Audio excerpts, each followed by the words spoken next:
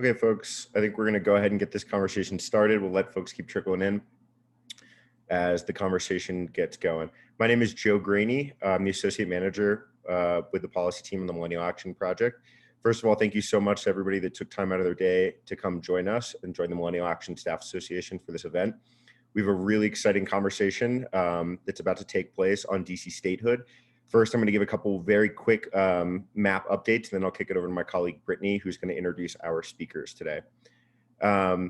First, a really exciting announcement is the Money Action Project added Reginald Darby as our new Vice President of Programs. Reginald is a former Deputy Chief of Staff with Representative Greg Stubbe. We're really excited to have Reginald on board. Some of you may know him, may have worked with him in the past, and we hope that you continue to work with him and work with us going forward. On an organization-wide level, we just held our annual Future Summit, which is the largest bipartisan convening of state legislators in the country. We had over 75 legislators from around the country, and we discussed a bunch of interesting things. Our 4 policy priorities in states, which are energy and environment, criminal justice, democracy reform, and the future of work. For readouts on that, you can check out the MAP website or reach out to any of the MAP staff on the call today. And then lastly, I'd just like to flag our August Millennial Action newsletter.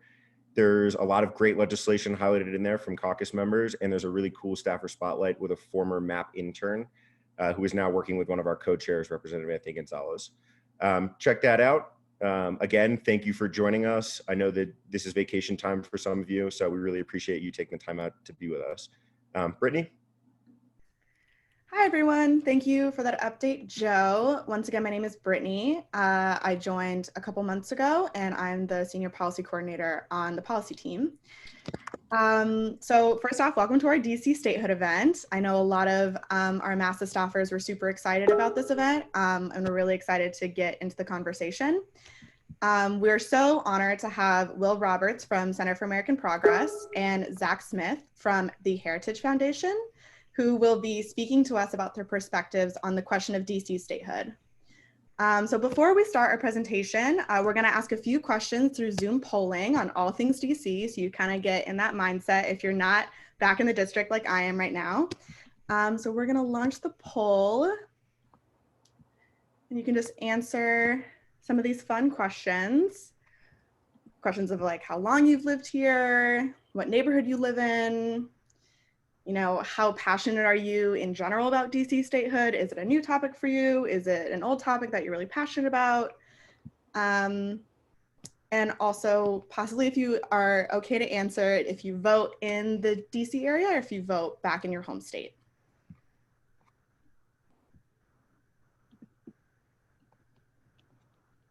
Also, folks, something that I just forgot to mention, when we get the conversation going, if folks wouldn't mind turning off their videos, so we can just have our speakers' videos up for everybody, and turning off your sound as well, please.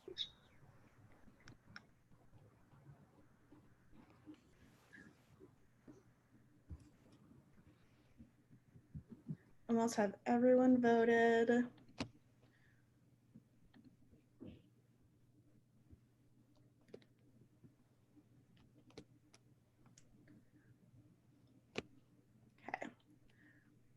Going to end poll and share results. So you'll end up seeing the answers to some of these questions. Some of us have lived here over 5 years. It's the most, which is really awesome. We've got an even spread of where people are living in the district based on neighborhood. And also, seems like most people are very passionate about DC statehood, which is interesting. Glad you're here. And most people are voting in DC, which is also an interesting perspective. Amazing. Thank you guys so much for sharing. There's going to be another poll later on in the webinar where you can kind of also get a standing where everyone is after the presentation. So we'll be using Zoom polling again. Now, without further ado, I'm going to kick it off to Will Roberts. William J. Roberts is the Managing Director for Democracy and Government Reform at Center for American Progress. In his role, he helps to manage American Progress's democracy and legal progress portfolio. His work focuses on developing reforms that remove structural barriers in order to build power for everyday people, like expanding voting rights, ensuring a fairer judiciary, and establishing a more ethical and accountable government. Will, take it over. Well, thank you so much. Thank you, Joe and Brittany and Reginald, who I've known for a very long time. Reginald and I went to undergrad together at Howard, and so good to see you and glad you landed with such a fantastic group. Thank you all for having me today to chat with Zack, but also to chat with you all about the importance of DC statehood. I wanted to start my timer here as well, although I'm sure you'll let me know when I go over. But you know, the starting with the poll was really interesting because I'm one of those folks that have lived in the DMV area for a long time. I came down here first in 2004 to start undergrad at Howard and did law school at Howard and lived in the district. And during that time was aware of the DC statehood movement and both the politics and the policy around it. But I wasn't honestly that engaged with it when I lived in the city. And now I live out in Montgomery County and working on democracy issues writ large, as Brittany mentioned, the portfolio of our team at CAP, and have really, over the course of my time in the policy world, become more engaged in statehood issues, both when I worked on Capitol Hill for Congressman Jamie Raskin and now at CAP. And so it's just a little way of background for me on this issue, which is very interesting and very intricate. So I'll just dive right in, and I'm going to put in the chat actually a bit of shameless self-promotion. I hope the link works. But today, coincidentally, CAP put out a report in support of DC statehood, which is something we were working on for a bit, but really nicely coincided with this conversation. So we wanted to make sure we got it out in time to share with you all, so you can peruse that at your leisure. You know, a lot of folks who are engaged around statehood know, I think, the broad parameters of the arguments.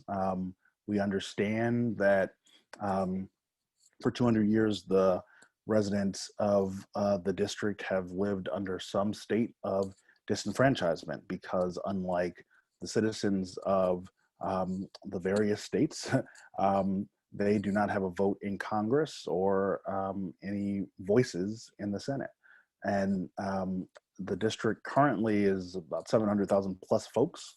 The population larger than the states of Wyoming and Vermont. And so it's only right that people who live here and work here and have been involved in this struggle for a while continue to clamor for that historic disenfranchisement to end. The reasons behind it, I think, are kind of interesting.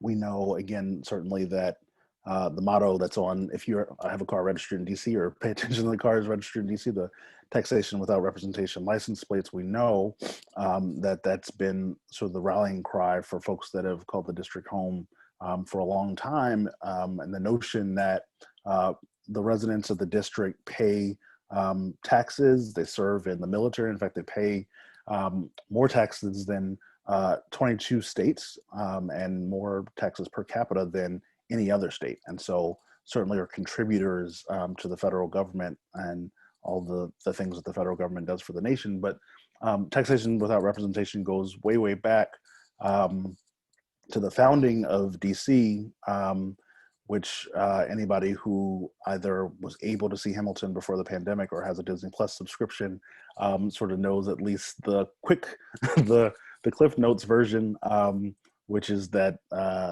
when our founding fathers rather were about the business of trying to find a final location for our capital city, a compromise was struck between factions led by Alexander Hamilton and Thomas Jefferson and James Madison to trade the federal government's assumption of Revolutionary War debts of the various states for locating the federal capital in the South.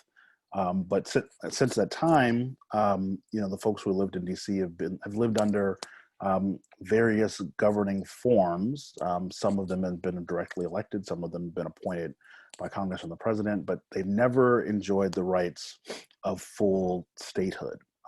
And, you know, so just from a basic, you know, constitutional principle and a citizenship principle, we think this is wrong, and something that is about time to be reversed. That again, American citizens who don't have full representation and who have spoken out very forcefully wanting representation, both with the passage of a statehood referendum here in DC a couple of years ago, the passage of a state constitution. Folks in DC have been organizing and doing all of the things necessary that have been done previous by other citizens living in territories that were previously states.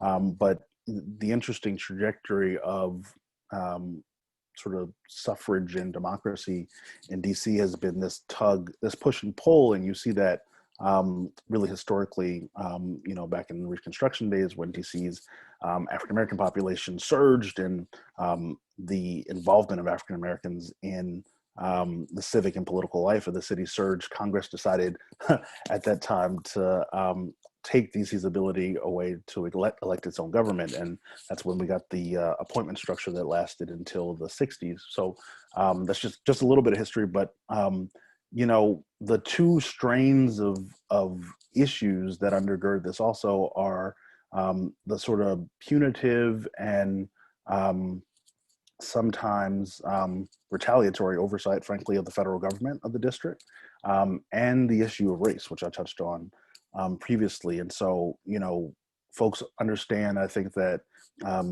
DC is not able to be the final arbiter of its own laws and budget, and the Congress has the ability to claw back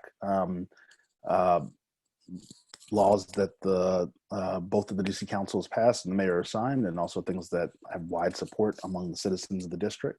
And we've seen this in fights over the years, from regulation of marijuana to marriage equality and domestic partnership rights, even back to HIV and AIDS prevention, where Congress has stepped in and stepped on, if you will, the will of the people in DC to sort of control their own destiny. And we also saw, I think, very recently and very starkly, as it relates to the pandemic, what it means for DC to have a second-class citizenship status. And so, in the CARES Act, there was $125 billion floor for each state to receive certain federal aid. But DC, who is normally treated, is normally treated like a state for federal aid, was treated like a territory and only given $500 million out of the $1.25 billion that it would have received. And we know, frankly, what that money has been able to do in states to help people who are looking for lifelines and hanging on.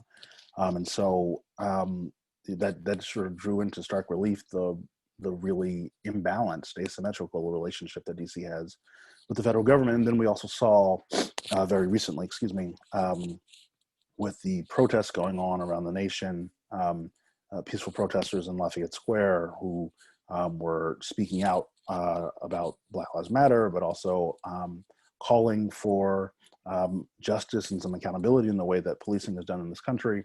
We saw a violent crackdown by military police that were, federal police, I should say, and National Guards folks that were controlled by the executive branch, because the president actually controls the DC National Guard. It's the only place, every other state in the union, the governor controls the Guard. In DC, the president controls the National Guard. And the president has special powers over the district that, the mayor, Muriel Bowser, couldn't supersede. And so we've seen some of these things in stark relief. And then, on the issue of race that undergirds, unfortunately, much of American society, we know race is also undergirded much of the statehood debate in this country, where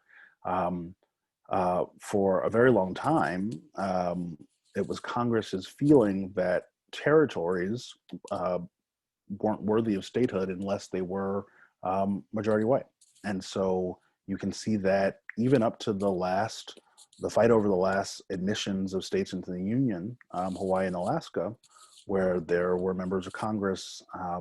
You can see it in the record. There's some links to it in the report that I shared, but members of Congress saying very openly they didn't want Hawaii to be a state because they were uncomfortable with the Asian heritage of many of its inhabitants. And so race has always been a factor. It's been a factor in D.C.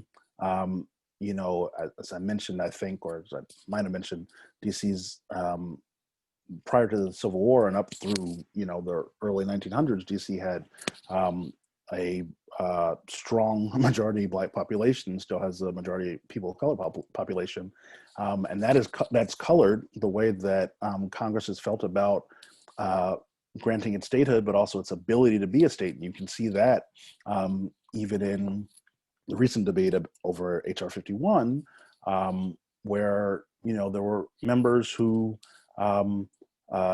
most especially Senator Cotton, who made reference to DC not being a well-rounded or working class. It would not, DC would not be a well-rounded or working class state, and juxtapose that with some states in the Midwest who said, in the West, excuse me, who he said were, yeah, they're smaller, but they're well-rounded and working class, and those are code words that aren't thinly veiled at all. And so you can also see it back in the 90s and the 70s around statehood debates where, again, members of Congress were pretty explicit that they did not think that the majority African-American elected leadership of DC could handle the burden of running a state. And so those are crosswinds that have been, headwinds rather, that have been in front of the statehood debate that are outside of the sort of black letter law constitutional headwinds that you hear about, which are, of course, that, excuse me, sniffing, that, you know, Congress, the Constitution rather lays out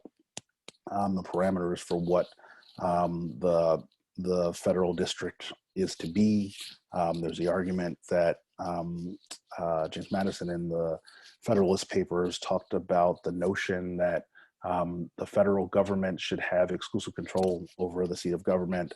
And that was, you know, hearkening back to revolutionary concerns about like actual insurrections popping up, not so much lately, although again, in some of the debate around HR 51, some members did go to the floor and I think have some fun, unfortunately, talking about not being comfortable with the shrunk federal enclave that's a part of HR 51 being within what would be the new state, state of Washington, Douglas Commonwealth. And so, you know, about this, and I'm sure we'll talk about this, but, you know, about this, I'll say that the Constitution does not preclude Congress from creating a state out of the existing District of Columbia. What the Constitution does is lays out the framework for what the federal seat should be. It says, you know, it shouldn't exceed a certain size. And so, but it does not say that Congress does not have the power to do what they've done 37 times. 37 times Congress has created through simple statute states. And so it does not preclude Congress from exercising its power to do that with the district. You know, the other consideration that I did not talk about is one that I think we all get, former Hill staffer and current Hill staffers, is that so partisan consideration that, and you see it as recently as today or yesterday, I think, an article where Senator McSally, I think, shared her views about why DC should not be a state, saying that it would jeopardize the majority in the Senate long term. And, you know, I think that we shouldn't be blind to the partisan considerations, although partisan considerations change. For instance, Hawaii and Alaska were admitted together because they were at the time thought to be a Democratic and Republican jurisdiction, and those flipped. Actually, you see Hawaii more blue and Alaska more red now. And so one, you know, we can't base statehood admission on current partisan considerations, but two, we should not hold up people's ability to not be second-class citizens based on partisanship. People of the District of Columbia should have the right, like every other citizen, to exercise their will at the ballot box and elect whom they want to elect. But that shouldn't be held up by partisan politics. So I could say a whole lot more about that, but I think that, when we, and I look forward to the discussion, but when we think about the underlying issues around statehood, it is not just about the constitutional considerations. We have to think back to what have been the real historic, systemic, institutional barriers to granting the district the ability to be a state, and more importantly, granting the citizens, the American citizens that live here, the ability to move out of their second-class citizenship status. So with that, Brittany, I only had 15 minutes, and I see my timer went off, so I'm going to respect it and stop. Thank you so much, Will. You right there. I love the timer. Yes, again, thank you, Will, for sharing that perspective. And right now we're going to switch over to Zack Smith from the Heritage Foundation. Zack, you can turn on your video, and then Will, you can turn yours off during his portion. And then a reminder, if you think of questions during the presentations, please add them in the chat. And then we can roll through them when we get to question and answer. So Zack Smith joined the Heritage Foundation as a legal fellow in the Meese Center for Legal and Judicial Studies after serving for several years as an assistant United States attorney in the Northern District of Florida. Prior to that, he spent 2 years as an associate in the Washington, D.C. office of Cleary Gottlieb, Steen, and Hamilton, which he joined after clerking for the Honorable Emmett R. Cox on the United States Court of Appeals for the 11th Circuit. Thank you so much, Will. And I think there you are. Take it over to you. Great. Thanks so much for that introduction, Brittany. And I want to say a special thanks to Brittany and to Joe and for Will for being part of this panel today and talking about the important topic of D.C. statehood. And like Will, I'll also do a little shameless self-promotion and add a link in the chat to an op-ed I wrote about D.C. statehood and H.R. 51 specifically that'll delve in a little bit more to what I'm talking about here today. But I think today we're really confronting two questions. The first one is whether DC should be a state? And the second one is, if DC should be a state, is this mechanism, simple legislation, HR 51, the appropriate way to go about it? And I think the answer to both of those questions has to be no.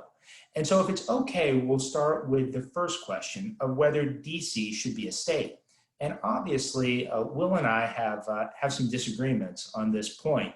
But I think it's important to start with the text of the Constitution. And so the seat of government for the federal government is set out in Article 1, Section 8, Clause 17 of the federal Constitution.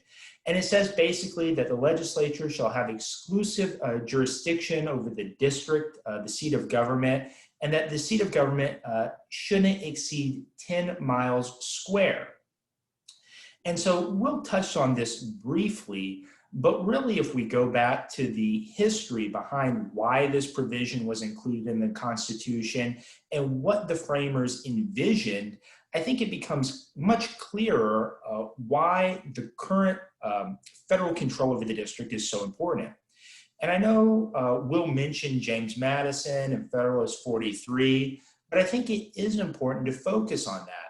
And James Madison made a very good point. He said, look, having control over a political subdivision's capital is something that every state in the Union exercises, something that every country in the world exercises, to have control over its own capital.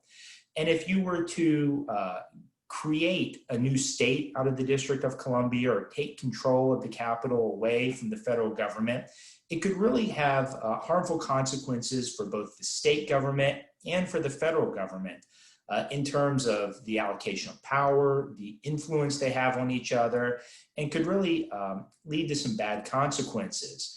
And if you go back to 1783, before the Constitution was ever adopted, when the Articles of Confederation were still kind of the governing document of the United States, the seat of government was in Philadelphia, in Pennsylvania. And what happened in 1783, a set of upset Continental soldiers hadn't been paid for some time, and they basically stormed the Capitol and threatened to hold the members of Congress hostage unless they were given their back wages. Well, of course, the members of Congress didn't like that. It upset them, it scared them, and they went to the governor of Pennsylvania and asked the governor of Pennsylvania to please dispatch the state militia to help protect the federal government. The governor of Pennsylvania didn't want to do that. It was politically unpopular.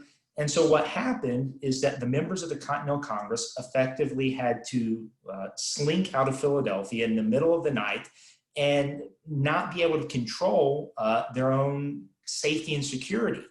And so it was very important to the Founding Fathers that that situation never occurred again. And it was important to them to have their own district under federal control. And so, you know, Will talked about some of the historical background, some of the historical underpinnings.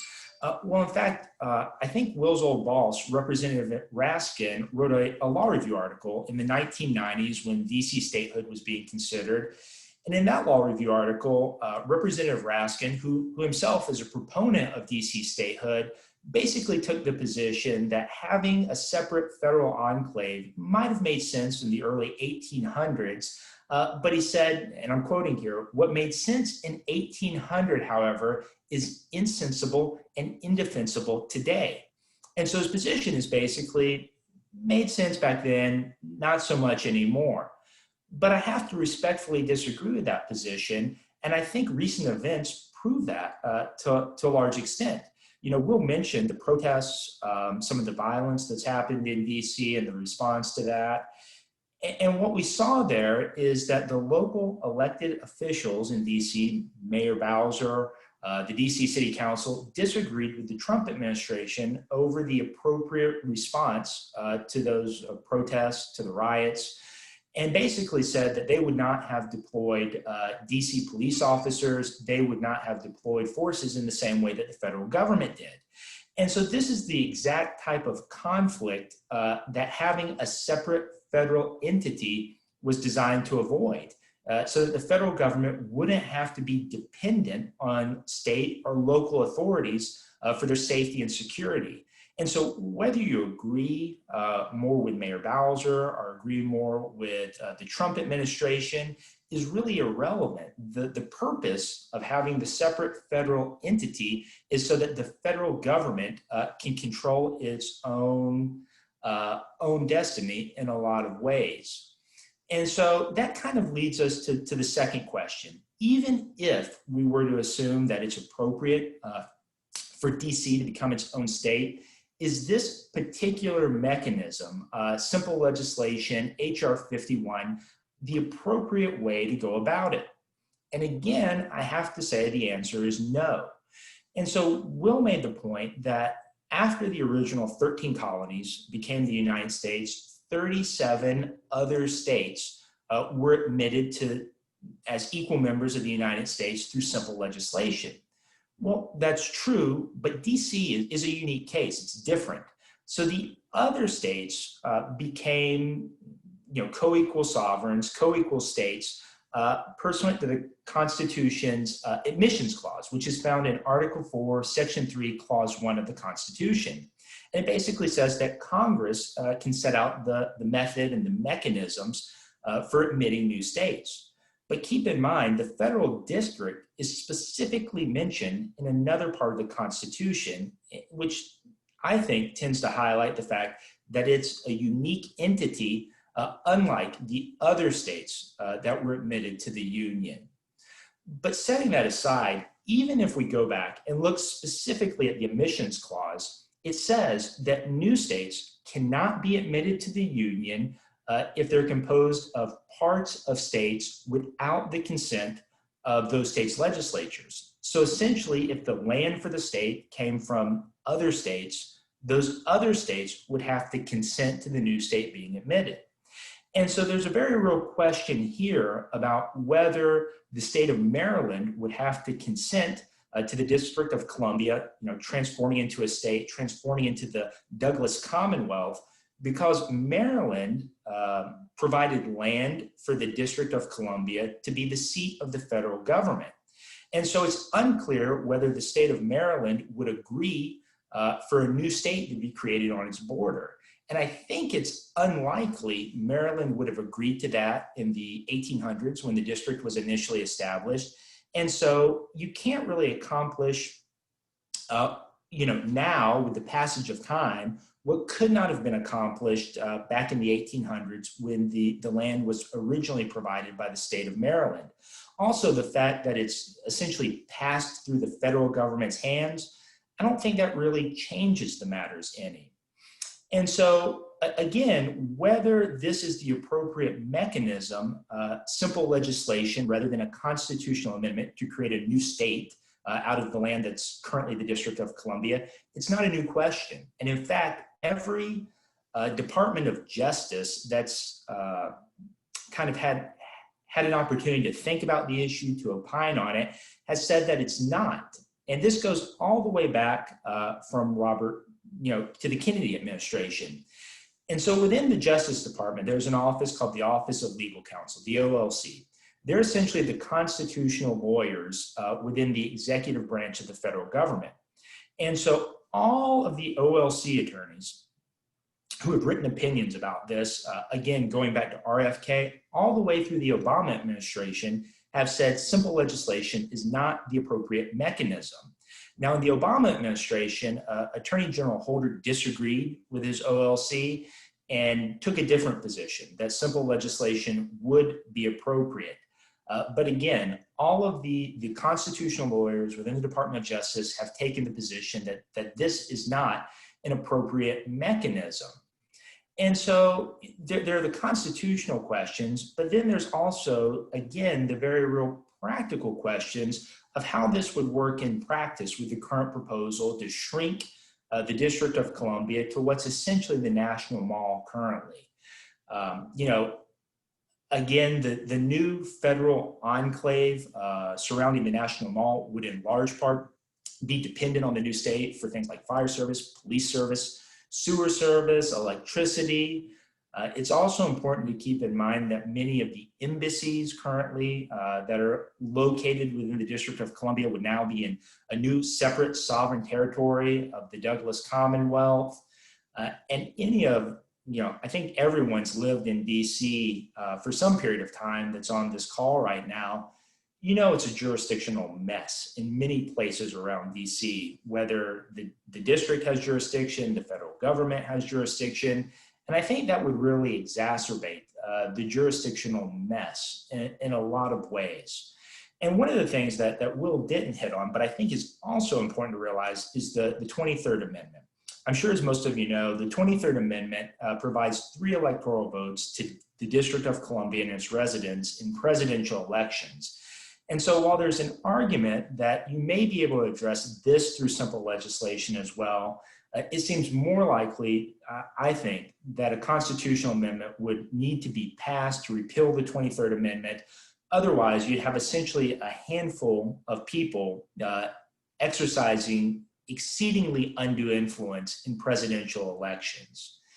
And so, I think the practical problems really present a significant barrier to D.C. statehood as well.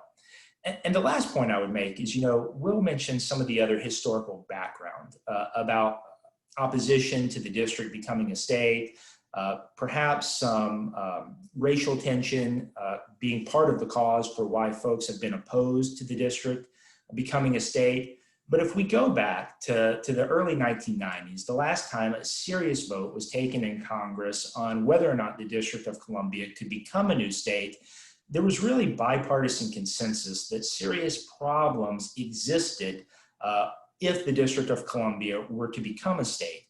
And so you had folks like Representative Dingell from Michigan, a very long legacy, a very proud legacy on civil rights issues. And he was one of the most vocal opponents of the district becoming a state because of his concern over the issues that would arise and the idea that the federal government would no longer be able to adequately control the resources that it would need to operate day to day. And so yes, there are practical issues, but it seems like that really the focus of the objections, and certainly my objections to DC becoming a state, particularly through this mechanism of simple legislation, are really because of both the practical consequences of it and also because of the well-founded constitutional concerns if we pursue this path. And so with that, I think my time is coming to a close, and I will turn it back over to Brittany. Thank you so much, Zach, for sharing that perspective. Before we go on to questions, I would love to just give Will a chance to respond to some of the points that you made. Just to clarify anything if you would like to. You can take your video off and unmute yourself if you'd like, Will. And then I guess in another vein as well, our first question was from Alex Tapia, and she was asking probably to Zach, what are some alternatives? Could the residential areas of DC outside of the federal land / buildings become a state? Could they possibly be absorbed by surrounding areas of Maryland and Virginia? Totally. So, And I think, oh, go ahead, Zach. No, go ahead, Will. And I won't take too much time because I definitely want to get into the discussion and the questions. And I was remiss in saying I'm happy to be here with you too, Zach, and appreciated your presentation. The only couple of things that I would note are, you know, on the 23rd Amendment question, you were right that it's a question that needs to be dealt with, and I didn't get into it into my presentation. One of the things that we propose, instead of going the constitutional amendment route, is to actually, and I think there's sound legal ground for this, for Congress to mandate in statute that those electors be granted to the winner of the popular vote.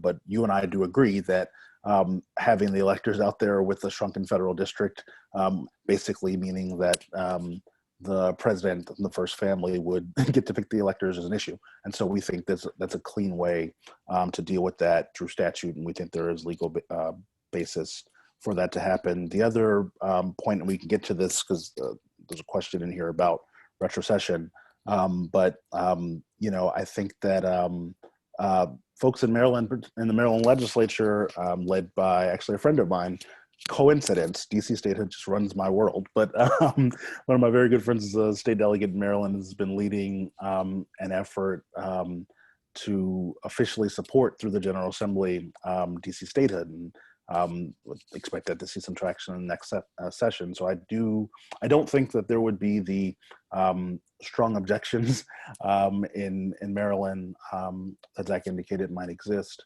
And so, yeah, I'll leave it there. I think we can get through the rest in questions. And so you had mentioned the first question. If you want to take a crack at that first question, Zach, I can respond. Sure.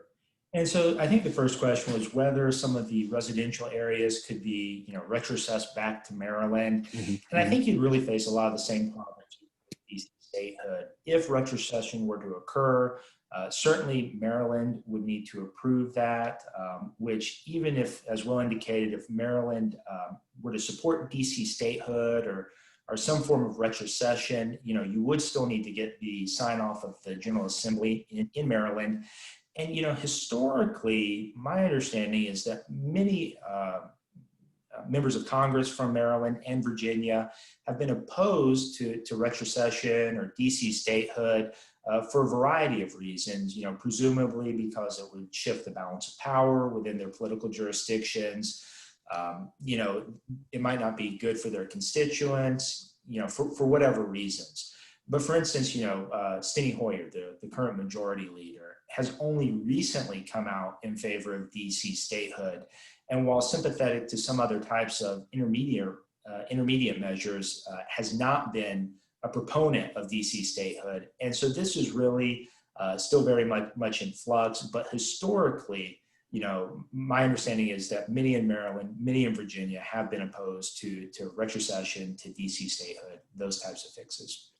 So on that, I would say I think I would agree that there are many in Maryland, probably in Virginia also, although I know less about Virginia, are opposed to retrocession. Virginia, as Zach knows, Zach knows the history of Virginia, already got its retrocession with the Virginia portions that were originally ceded for DC. So there's not much to retrocede back to Virginia. Well, there's a portion, but not much. But, you know, on this notion of the recent support of both the Maryland congressional delegation, you know, I think that's factual, that what you see is an evolution, particularly in the House Democratic caucus, of folks in support of statehood, many who have opposed it for many different reasons. And you are not incorrect on the history, Zach, that, you know, prior statehood fights were not clean on partisan divides. There were Democrats who were opposed to it as well. Democrats have shifted. The other folks have not. And so I forget what the exact numbers that HR 51 passed with, but it had overwhelming support from the House Democratic Caucus, and particularly in Maryland. Every member of the Maryland delegation, save for Congressman Harris, represents the Eastern Shore and sort of the northern part, or a little bit of the northern part, supported DC statehood. And so I do think that since we're talking about this decision and discussion in modern terms, the political leadership of Maryland, I think, would have no problem with DC statehood. I do agree they wouldn't support retrocession. I don't know where Governor Hogan is on it, I have to admit, but I know that much of the General Assembly and the congressional delegation, again, supports the notion of statehood. The other thing I would, you know, just note, you know, I think it is interesting to sort of get down into the nitty gritty about who would control utilities. And I know in Congress there was some sort of humorous debate about parking spaces or parking on the streets of DC. But again, the notion in HR 51 is that the federal enclave, which is shrunk down, and you described that accurately, Zach, would be controlled by the federal government. And so, you know, I do think that those things would have to be worked out, but would not be worked out in a favor where, for instance, the district or the new state of Washington Douglas Commonwealth could shut off the water to the White House as a form of protest, let's say. I do think also, you know, you're correct on the history about the Madison's rationale with the sort of veteran uprising or rebellion, what have you. I don't think in modern terms, though, we have that much to be concerned about the new state of DC, let's say, calling out its National Guard to close the borders of the federal district or something like that. And I think that, you know, to some of the arguments that were made during HR 51, particularly again by Senator Cotton and others, but talking about the notion of trying to figure out different federal buildings and the jurisdiction of states. And, you know, we have no issues with the Pentagon being in Virginia, the NSA being out in the far-flung regions. I don't think there's a fear that the Virginia National Guard is going to, you know, close down 95. So I do think that while those are historically accurate, I don't think they are currently relevant, frankly. And so again, you know, the conversation here and the crux of the issue here is about franchise for folks, and not just about how to figure out how to move the constitutional puzzles correctly, which that is important and necessary to do, but it's also about enfranchising 700,000 folks. And so I know, Brittany, I don't know if you want me to roll into one of the other questions, but I know, sure. I'll jump in here real quick and just briefly respond to a couple of the points that you raised. And so, you know, I think you made a fair point that in the 1840s, Congress did retrocess part of the district back to Virginia, what's currently the city of Alexandria and Arlington County, parts of Fairfax County, essentially. And so, you know, the Supreme Court's never ruled on whether that was in fact constitutional or done the appropriate way. By the time it got to the Supreme Court, some 30 years later, they essentially said, look, that card's kind of left already. We're not going to undo it, but we're not going to rule on the merits either. And if you go back and you look at some of the OLC opinions, particularly some that were issued, even in the Kennedy administration, they took the position that retrocession, just giving land back to Maryland or Virginia, presumably, again, would not be appropriately accomplished through simple legislation.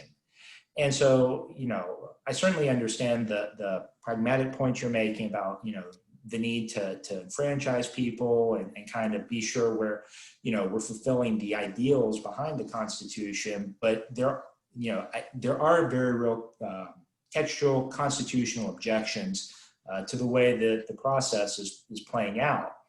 And then also, one of the things that came up during the debate is the way the new lines were drawn. So for instance, one of the strange lines I think that was highlighted was the fact that the Trump Hotel would be in the new state, the Douglas Commonwealth, but the FBI building, basically across the street, would not be. It would still be within the federal enclave.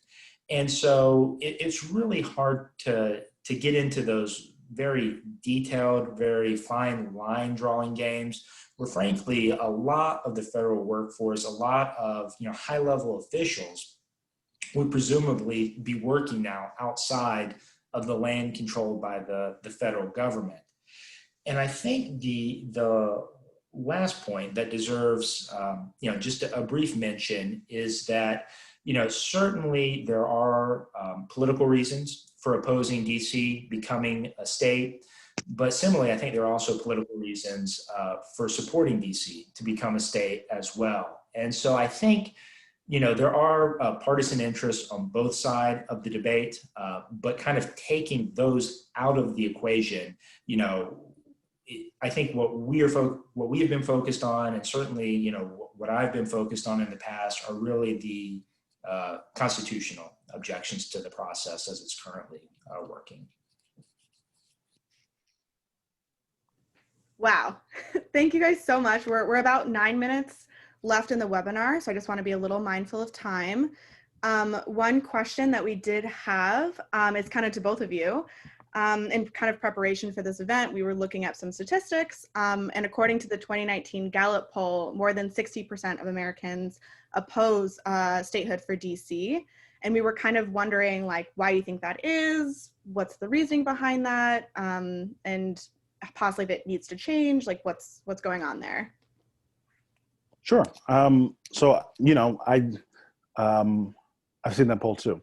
I can't pretend to know the exact reasoning why. I think one of the reasons is that there are people in smaller states who believe that the addition of DC as a state would sort of juxtapose or would threaten certain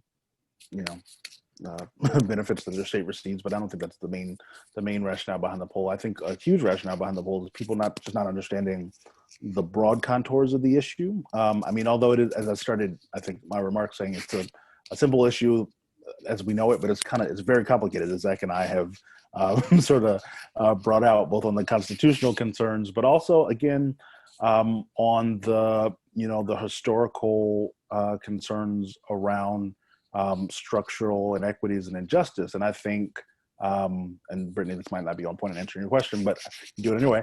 I think that we're in a moment where it's the right time to be educating people about this issues, about the full confines of the issues. I don't think, again, that points that Zach is making are invalid. I think they're real points.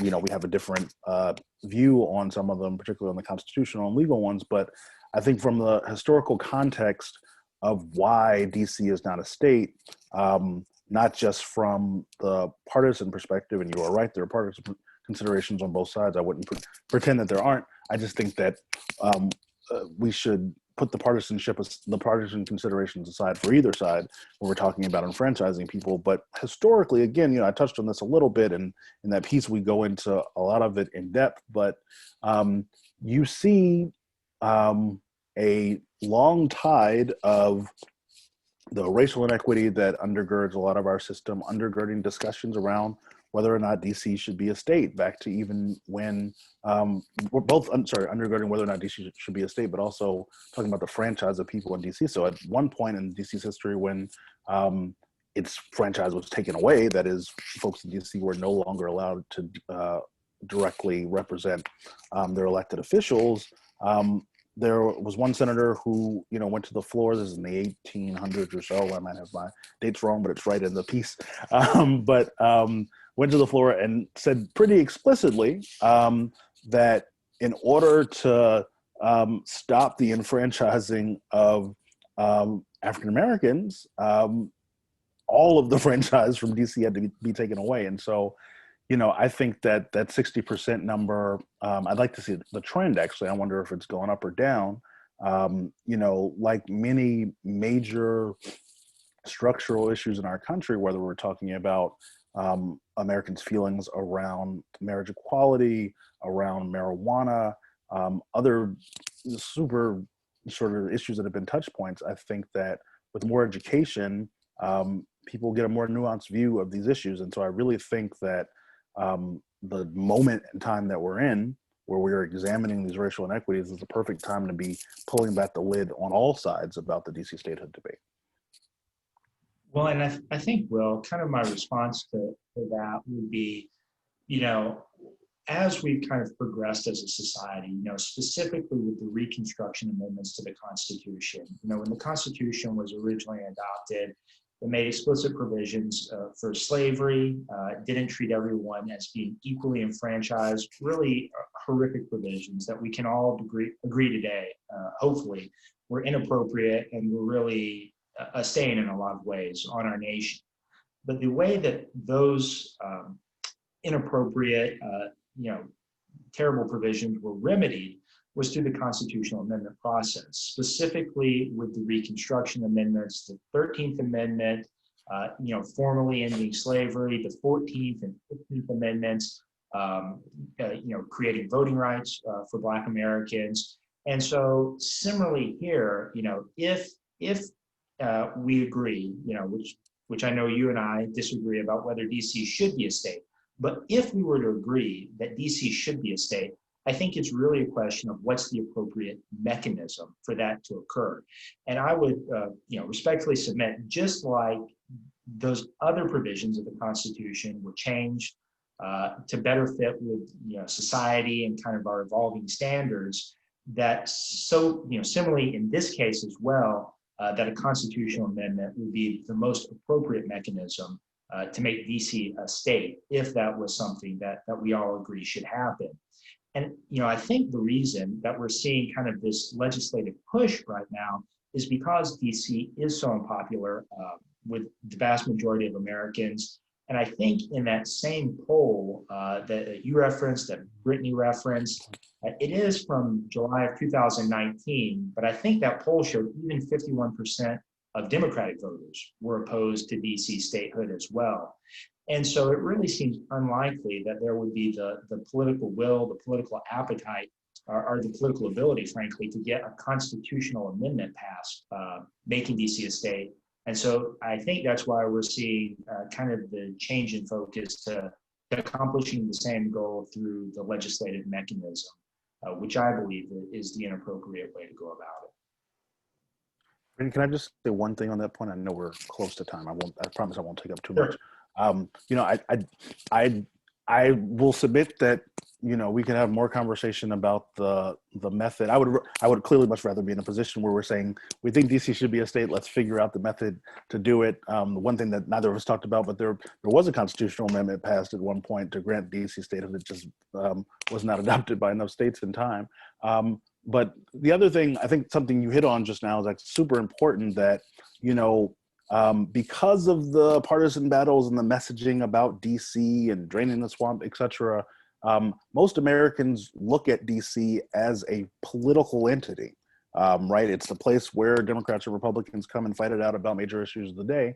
And they don't look at it as a place where people live, a place that has a deep history and culture and contributions to the country. And so I think the dangerous thing about arguments that some people have made, and Zach, you have not made any of them today, so I'm not talking about you. The dangerous arguments that some people have made about statehood and DC not being well-rounded and not being fit for statehood is that it erases the fact that DC is a real place with real people. And just like territories before it that weren't states, that earned their statehood and rose up, the people of DC, I think, deserve the same ability. So, but I agree with you about the messaging, and I think that's part of the problem.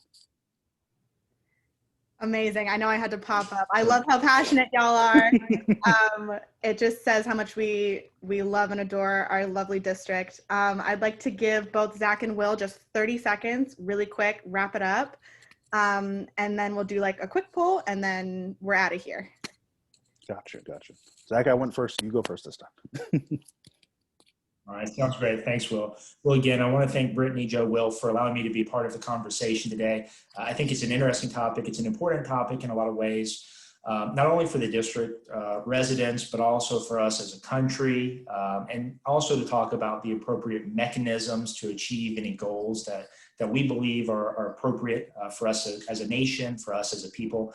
And so I appreciate the opportunity to be here. If anyone has any questions or would like to discuss it further, I'm more than happy to do that and would appreciate the opportunity to do it. Please feel free to reach out to me. If you Google me, Zack Smith Heritage, you can find me online. My email is just zack.smith@heritage.org.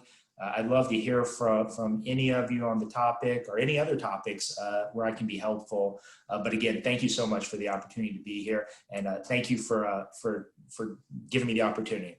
I appreciate it. Let me echo Zach in part. Would likewise appreciate talking to any of you about this subject or any other democracy matters. There's a lot going on right now with our upcoming elections, but also a lot of important things going on in our democracy, from post office to the census. And so anybody who would like to chat with me about those topics, I'd love to chat with you. I had to look up my email, actually. My email is wroberts@americanprogress.org. It's wroberts@americanprogress.org. And if you click on the link in the piece that I shared, it should take you to my page on CAP's website. Welcome. Thank you all again for convening this conversation and participating. Welcome the opportunity to share it with you. And, I think, DC is the only capital in the democratic world that is not enfranchised. That answers one of the questions in the chat. There's also something I wanted to say. And so, it's an issue that we've got to reckon with in modern terms. And so I think we can figure out the proper mechanisms to do it, but we got to reckon with the fact that we disenfranchise 700,000 people in our nation's capital. And if we decide that we shouldn't do that anymore, we should decide how to fix it. Beautifully summed up for both of you. Now I've got a last poll, and it's just after the two presentations. Where are y'all feeling? Do you think DC should be a state? Should it not be? Do you need more information? Maybe as the times change, things will adapt over time. Once again, thank you so much, Zack Smith and Will Roberts, for coming to speak to us today about this incredibly passionate and timely topic.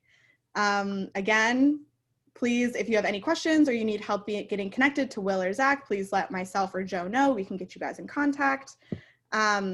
Be on the lookout for our next MASA newsletter that's happening on the 31st. That'll be for August. So if you have any legislation that you would like to get promoted, please email me and I will include it in the newsletter.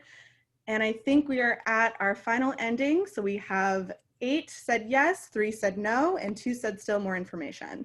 So very interesting. Thank you guys so much for participating and for being here. Once again, this is Brittany signing off for MASA with Millennial Action Project. Thank you for having us. Zach, it was a blast. Thanks, everybody. Thanks, Will. Take care, you all. Thank you. Take care, all.